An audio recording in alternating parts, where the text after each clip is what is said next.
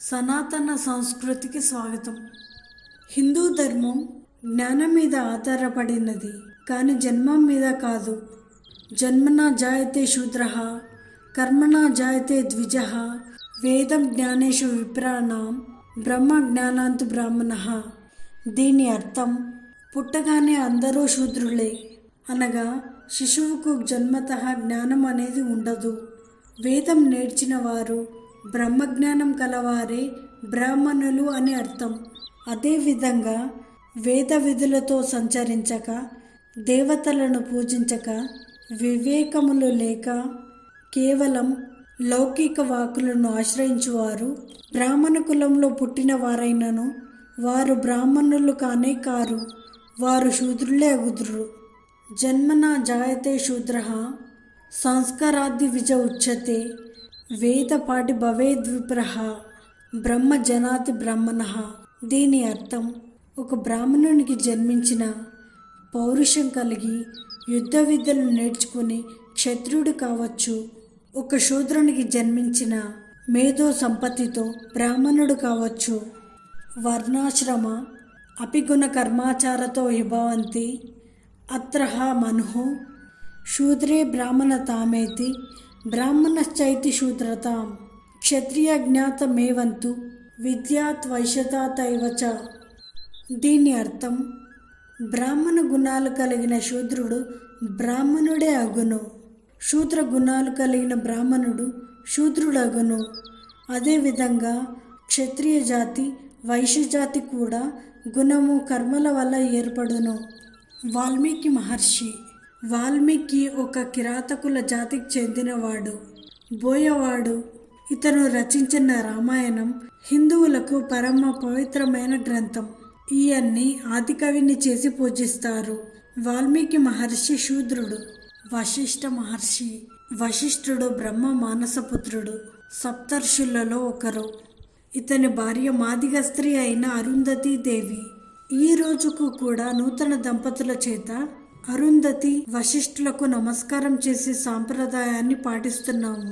ప్రతి పూజలోనూ హిందువుల చేత అరుంధతి వశిష్ఠాభ్యాం నమః అని పూజలు అందుకుంటున్నారు. అరుంధతి వశిష్ఠుల కుమారుడు శక్తి. శక్తి మహర్షి భార్య ఓ మాదిగ వనిత, ఆమె పేరు అదృశంతి. వీరి కుమారుడు పరాశరుడు. పరాశరుడు ఓ బెస్తవనిత అయిన మత్స్యగ్రంథిని వివాహం చేసుకున్నాడు. వీరికి వ్యాసుడు జన్మించాడు. వేదవ్యాసుడు.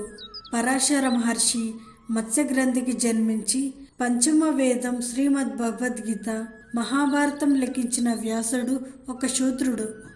వ్యాసుడిని నారాయణుడి అంశగా, విశ్వగురువుగా గౌరవిస్తాము. ఆయన జయంతి రోజున గురు పూర్ణిమ జరుపుకుంటున్నాము. మాతంగ మహర్షి. మాతంగుడు ఓ మాదిగవాని కుమారుడు. వేదాలను, ఉపనిషత్తులను అభ్యసించి బ్రాహ్మణుడయ్యాడు. ఇతని కూతురే మాతంగ కన్య. ఓ శక్తి దేవత. కాళిదాసుతో సహా ఎందరో మహానుభావులు ఈ మాతను ఉపాసించారు. ఈమె శ్యామలాదేవి. ఐతరేయ మహర్షి. ఇతను ఒక దస్యుడు, ఒక కిరాతకుని కుమారుడు. జన్మ బ్రాహ్మణుడు కాదు, కానీ అత్యున్నతమైన బ్రాహ్మణుడయ్యాడు. ఇతను రాసినవే ఐతరేయ బ్రాహ్మణం మరియు ఐతరేయ పురాణం.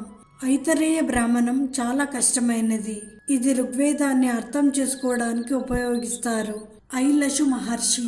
ఇతను పుట్టుకతో శూద్రునిగా పుట్టిన గొప్ప బ్రహ్మజ్ఞానం, వేద పాండిత్యంతో ఋగ్వేదంలో గొప్ప గొప్ప పరిశోధనలు చేసి ఋషిగానే కాదు ఆచార్యులుగా ప్రఖ్యాతిగాంచారు.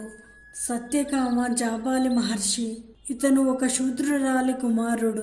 వేదసారాలను గ్రహించి గొప్ప బ్రహ్మజ్ఞానం పొందినవారు.